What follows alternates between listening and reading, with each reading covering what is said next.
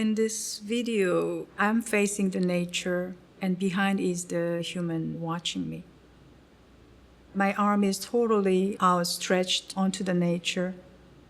My desire is abandoned, and my will is abandoned. With that duration of performance, I experience a certain transcendence of myself, and hopefully audience does too. I was in the beginning thinking of doing kind of a walking performance, but I didn't know exactly where and how.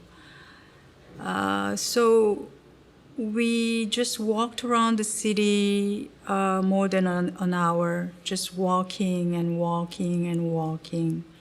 And then I arrived to Shibuya area where so many people were passing by. And I was totally overwhelmed by the crowds around me. And my body was full of energy accumulated by this walking and thinking of people. So at that moment, I aware the distinction between my body and the crowd in the street, and I had to stop there. I just couldn't walk anymore. I had to stop there.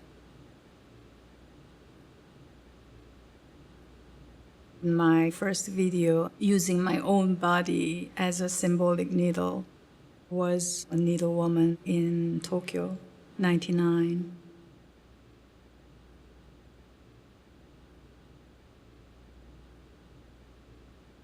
That is like almost like inserting a needle onto the earth in a way. And that's more about my energy I had at the time. My system is very much rooted to the practice of sewing that uses the needle onto fabric.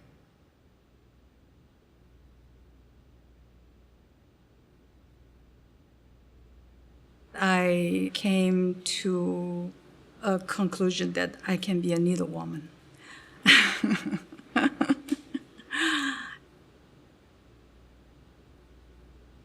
I'm using the pedestrians' passing moment as a slow motion, as if they are weaved through my body as a needle. It's not about showing my identity, so it should be from behind, not to show my face. The camera lens is my eyes that sees my back, that sees the other people in front of me. So there's 3 different perspectives in my needlewoman performances.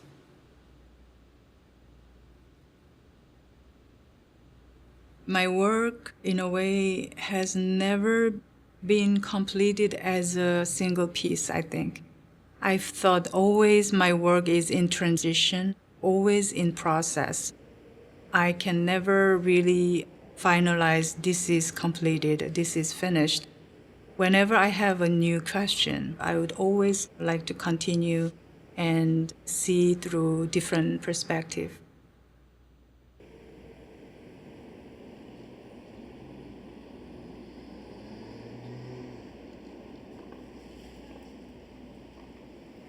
In Korea, we lived in a house with a straw roof and very cold. It was really, really cold.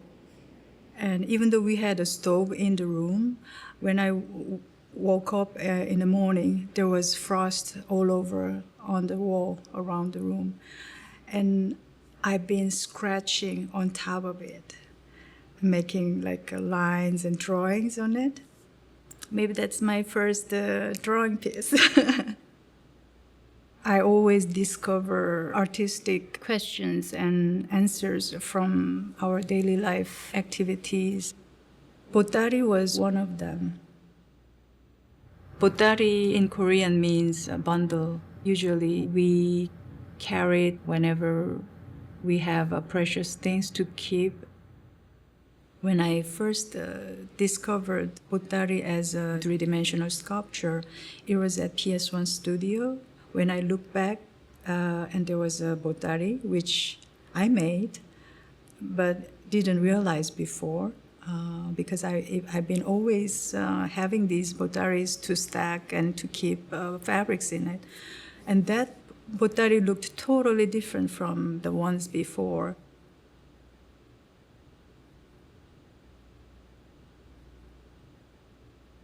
When I first discovered Botari in different formalistic way of sculpture, I started those for some time, like a couple of years.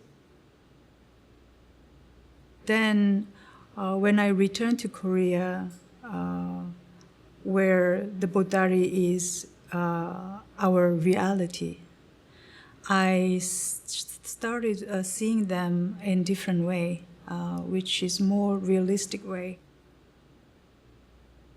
A Botari that is more socio-cultural related object rather than a formalistic sculpture. I didn't realize until I did this Cities on the Move Botari truck performance. Oh, actually, my Botari is very much rooted to my family history. We were always on the road. My father, because of the Korean War, he had to go to military, and then he stayed in military service. We always had to move. So it's part of our family history that had a little bit of a nomadic life.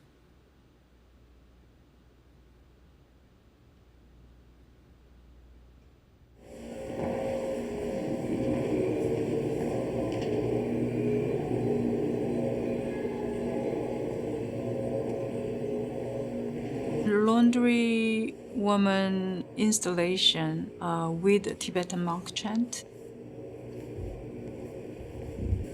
that examine the audience's body as a needle that weaves through the laundry field. I use that covers from newly married couples that has all the symbols and embroideries of all wishes we want to carry in our lives, such as long life, love, peace, and fertility.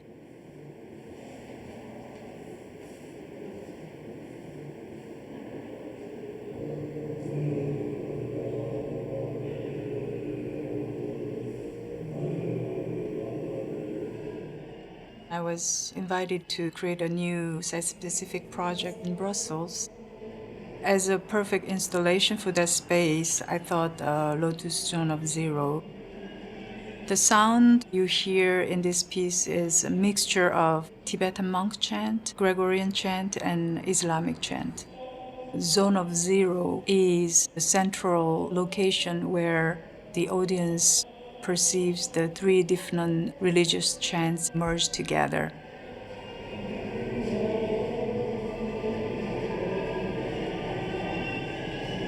I used Buddhist lotus-shaped lanterns in it.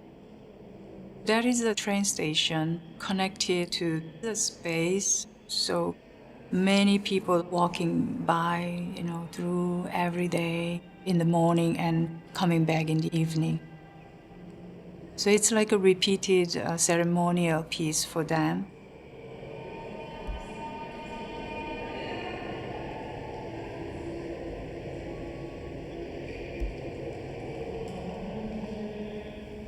I saw the Crystal Palace a few years before, and I was really struck by the beauty of that structure.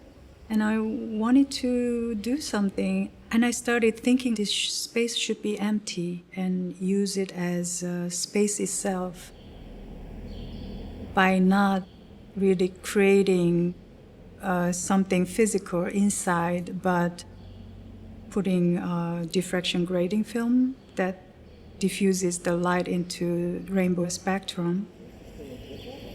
And then put a mirror all over the floor that reflects the whole structure of the Crystal Palace. People are invited to this space that is filled with my breathing sound in it. Breathing in and out is another way of weaving and another way of sewing.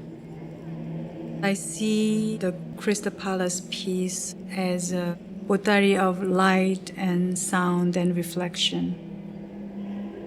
I always try to find a transcendent moment and space within my work. My intention is to reach to the totality of our life and art. So that's also one reason my practice is quite broad and diverse, to reach that complexity and comprehensiveness.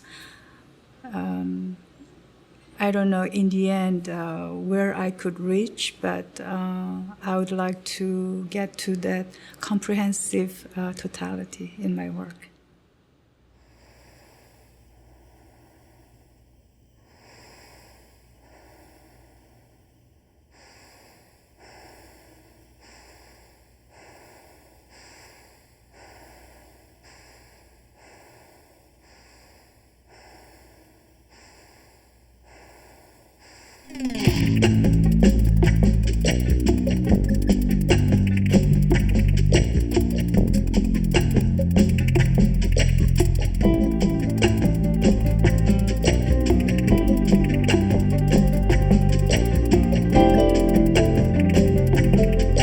To learn more about Art21, art in the 21st century, and its educational resources, please visit us online at pbs.org. Art21, art in the 21st century, is available on Blu-ray and DVD. The companion book is also available. To order, visit us online at shoppbs.org or call PBS Home Video at 1-800-PLAY-PBS.